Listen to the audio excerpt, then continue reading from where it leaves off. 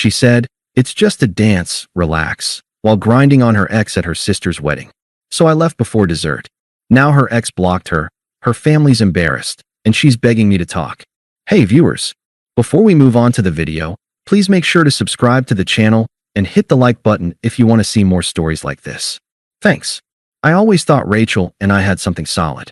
We met at a friend's birthday party 2 years ago, and from the start, it felt easy. She was funny, confident, had this way of lighting up every room she walked into. I'm quieter, the kind of guy who listens more than he talks. She said she liked that about me, that I balanced her out. Somewhere along the way, that balance started feeling one-sided. Rachel worked in event planning, so her weekends were usually packed with parties, weddings, and corporate things. I didn't mind. I trusted her. Whenever she'd text me that she was out late with clients or coworkers, I'd just tell her to have fun and be safe. I never wanted to be the insecure boyfriend. But after her ex, Dylan, started popping back into her orbit, I noticed the tone of things shifting. He was a high school boyfriend, someone she hadn't spoken to in years, at least that's what she told me. Then one night, out of nowhere, she said, "Guess who I ran into at the coffee shop? Dylan. He's actually not as bad as I remember." I didn't think much of it at first. People change. Old acquaintances reconnect. Fine. But then Dylan started showing up in her stories. Group photos, work mixers, totally random run-ins. The first time I mentioned it, she rolled her eyes and said, "You're reading too much into it. We're just friends." I dropped it. I didn't want to be the jealous boyfriend. Still, it was hard to ignore the shift. She became a little colder, less affectionate, more sarcastic. When I'd ask about her day, she'd sigh and say, "It was fine.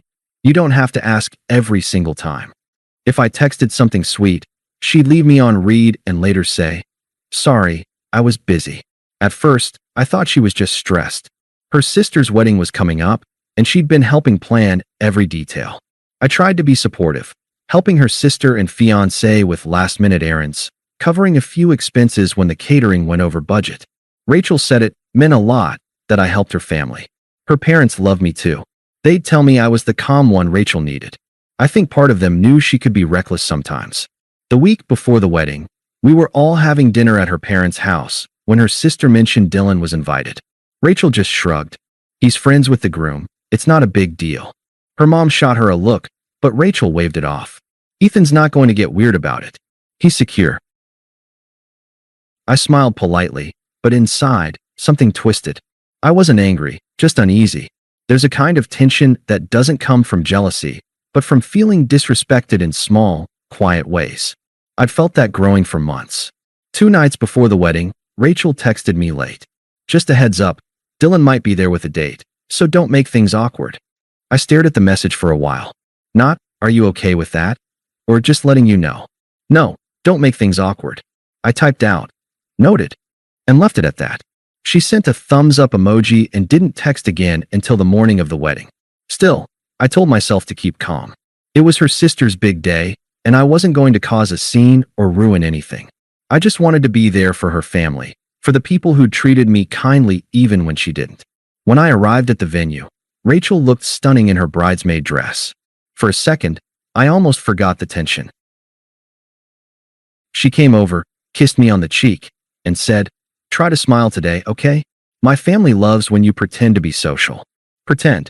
I laughed it off, but that one word stuck with me all afternoon. During the ceremony, I sat next to her parents. They whispered about how proud they were of their daughters, how beautiful everything looked. Rachel caught my eye once from the altar and smiled like nothing was wrong. I believed her, or maybe I just wanted to. But that feeling of calm wouldn't last long. The ceremony ended beautifully, and for a while, everything felt almost normal again. People were laughing, the band was playing, and everyone looked genuinely happy. I told myself to stop overthinking, that Rachel was just being herself, social, lively, the center of attention. Dinner went by fine. I talked with her dad about work, clinked glasses with a few of her cousins, and tried to stay in the moment. Rachel floated from table to table, checking on guests and helping the bride. Every so often, she'd stop by, touch my shoulder, smile, and then disappear again. Then came the reception. The DJ dimmed the lights, and couples started filling the dance floor. The newlyweds had their first dance, followed by the usual mix of upbeat songs. Rachel was out there immediately, pulling her sister and bridesmaids into a circle, laughing like she didn't have a care in the world. I stayed seated with her parents, sipping a drink, watching the whole thing. Then I saw him, Dylan. He walked in like he owned the place, sleeves rolled up, tie loosened, that smug grin you instantly want to wipe off someone's face. He greeted a few people, hugged the groom, and before long, he was on the dance floor too. Rachel noticed him instantly. Her smile changed, not in an obvious way, but just enough that you could tell it meant something different. They started talking. At first, I told myself it was harmless.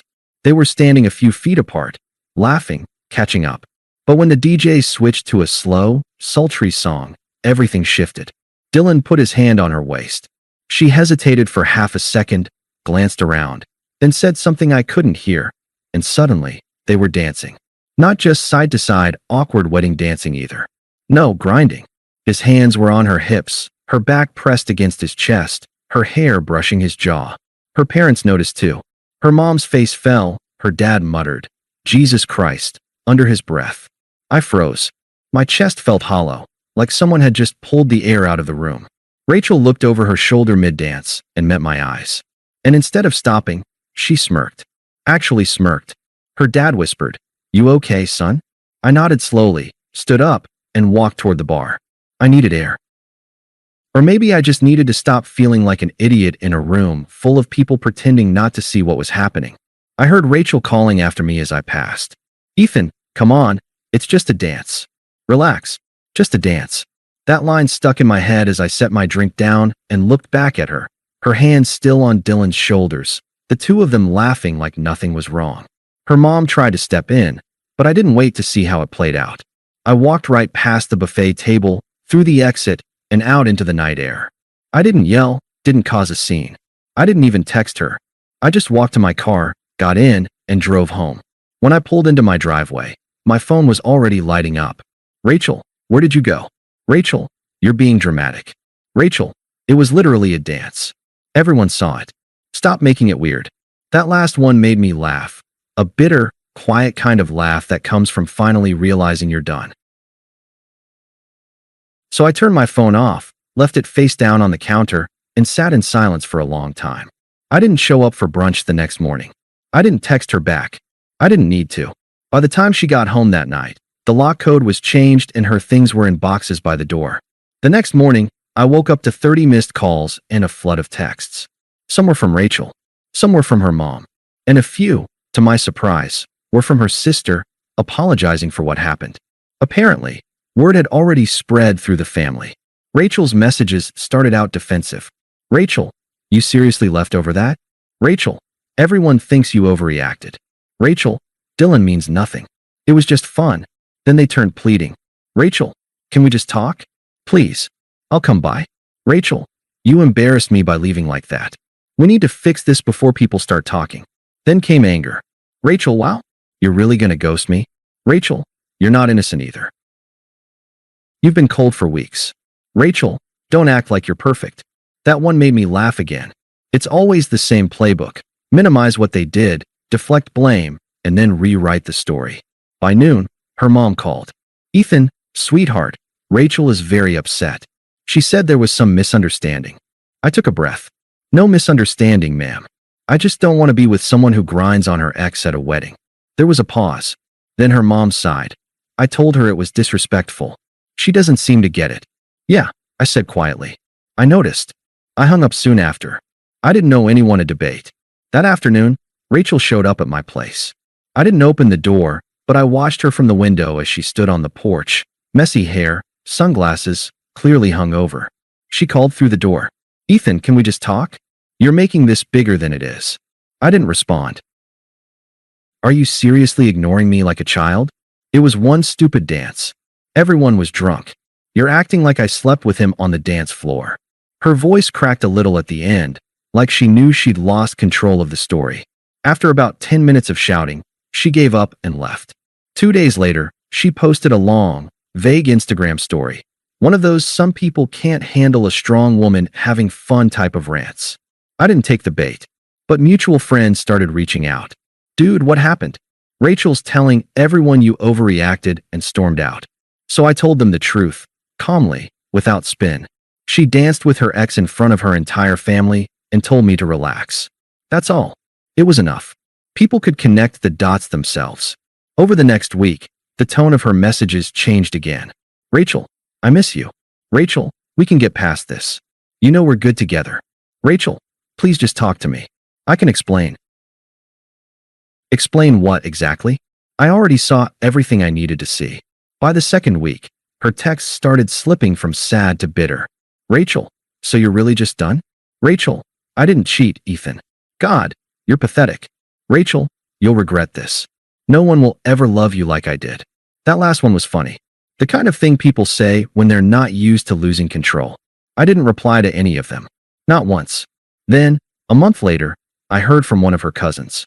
Apparently, Dylan, the guy she was grinding on, had started seeing someone else almost immediately after the wedding. Rumor was, he told people that Rachel threw herself at him that night, and he was just being polite. Rachel didn't take that well. Her cousin said she'd been drinking a lot, arguing with her parents, and even got into a fight with her sister for ruining her life. I didn't feel pity, not anger, either. Just nothing. The silence I gave her was louder than any argument ever could have been.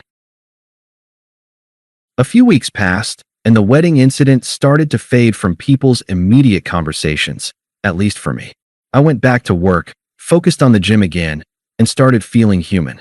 Rachel, though, wasn't so lucky. Her sister's marriage video got uploaded to Facebook, the full thing. Somewhere around the 30-minute mark, you could clearly see Rachel grinding on Dylan while her parents looked mortified in the background. People shared clips, commented, laughed. It became the running joke of the entire family circle. Apparently, whenever someone's wedding playlist played a slow song, someone would mutter, "Careful, don't pull a Rachel." She hated it. I wouldn't have even known if not for a mutual friend, Megan, who told me over coffee. She's miserable, Ethan. Her family barely invites her to stuff now. Her mom said she embarrassed everyone. I nodded. That's rough. I didn't mean it sarcastically, just neutrally. Like someone reading the weather. She's still talking about you, though, Megan added. She told me she thinks you'll come around once you cool off. I smiled. She might be waiting a long time. About a month later, Rachel texted me again. Rachel, I've been thinking a lot lately. Rachel, I know I hurt you, but we had something real. Rachel, can we meet? Just to talk, no pressure. I left it on read. A few days later, Rachel, I've been in therapy. I'm working on myself. You'd be proud of me. Still nothing. Then came the voice message, the kind you can tell was recorded after a few drinks. Her voice was shaky, half angry, half sad. You think you're so perfect, Ethan? You think walking away makes you better? You loved me once. What? That means nothing to you now. I didn't reply to that either. The next day, she showed up at my workplace. I was standing by the front counter when I saw her through the glass door, sunglasses on, holding a coffee like she was trying to seem casual. I stepped outside before she could walk in. Rachel, I said calmly, keeping my voice even. You shouldn't be here. She frowned. I just wanted to talk. We can't end like this. It's been months. There's nothing left to end, I said simply. Her voice rose. You can't seriously still be mad about that stupid dance. I gave a small, tired smile. Mad? No. I just stopped caring. That one hit her. She blinked a few times like she didn't know how to process it. I made a mistake, okay? I was drunk, and I didn't think. But you just disappeared, Ethan. You didn't even let me explain. You did explain, I said. You told me to relax. Her lips parted, like she was about to argue, but no sound came out. She just stared at me, jaw tight, then looked down. Everyone hates me now, she muttered. My mom barely talks to me. Dylan's with some girl from his gym. It's like I lost everything at once. I stayed silent. Finally, she looked up again, eyes glossy. You used to love me. Doesn't that mean anything? I took a breath. It did. But love doesn't survive disrespect. And once that's gone, there's nothing left to fix. She stood there for a few seconds, waiting for me to soften, but I didn't. She let out a shaky laugh. Wow. So that's it. You just don't care? Not anymore. She blinked rapidly, biting her lip like she was holding back tears. You're cold, Ethan. Maybe, I said. Or maybe I just finally learned to match your temperature. She scoffed, shook her head, and walked away without another word. I watched her leave, not with satisfaction, not with anger, just a quiet sense of peace. That was the last time I saw her in person. 6 months later, I almost forgot Rachel existed. Life had settled into something quiet and good. I was promoted at work, started training for a marathon, and spent weekends with people who actually respected my time. My apartment felt bigger now, cleaner, calmer. Then one Friday night, I got a text from an unknown number. "Hey, it's me. Can we please talk?" I stared at it for a few seconds before realizing whom he was. I'd deleted her number months ago. A minute later, another message came. "I saw you in Megan's story. You look happy. I'm glad. I just wish things had gone differently." Then, "I miss you, Ethan. I really do." For a second, I almost ignored it, but something in me wanted to hear what version of reality she was telling herself this time. So I replied, "What do you want, Rachel?" She responded almost instantly. "Just closure. I've been through a lot since the wedding. I lost friends, my family's still cold to me, and Dylan turned out to be a total piece of crap. I guess I just wanted to say sorry. I didn't realize what I had until it was gone. You were always good to me. Maybe too good." I leaned back, looking at her messages, the same words everyone uses when the world stops enabling them. Before I could even type, another one came through. "I know you probably hate me, but maybe we could get coffee sometime? Just to catch up?" I typed slowly. "No need. I've already got closure." She replied, "You really don't care anymore, do you? After everything? After us? You just moved on like I never mattered?" I took a moment, then sent my last message. "You mattered. You just don't anymore." She didn't respond for a while. Then finally, "Well, guess I deserve that. I hope she treats you better than I did. If there's someone else." "Is there?" I smiled at the screen, not because there was someone, but because I genuinely didn't feel the need to fill the space she left. "There's peace now. That's enough." And that was it. No more messages. No drama. Just silence. A few months later, I ran into Megan again. Over coffee, she mentioned Rachel had moved back in with her parents, quit her job, and was taking time to figure things out. Apparently, her dad still refused to talk about the wedding. Her sister's husband had banned Dylan from all future family events. And whenever someone joked about pulling a Rachel, she'd leave the room in tears. Megan asked if I ever thought about reaching out. I just shook my head. I don't hate her. I just stopped trying to understand her. She smiled. "You're doing better than anyone expected." I shrugged. "I'm just done entertaining chaos." On my walk home that evening, I passed by a restaurant with a wedding reception going on inside.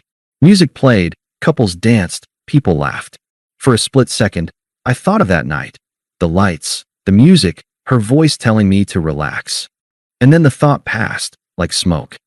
That's the difference between then and now. She wanted attention. I wanted peace. And peace won. Thanks for watching. Make sure to subscribe to the channel and hit the like button. What do you think about this story? Share it in the comments.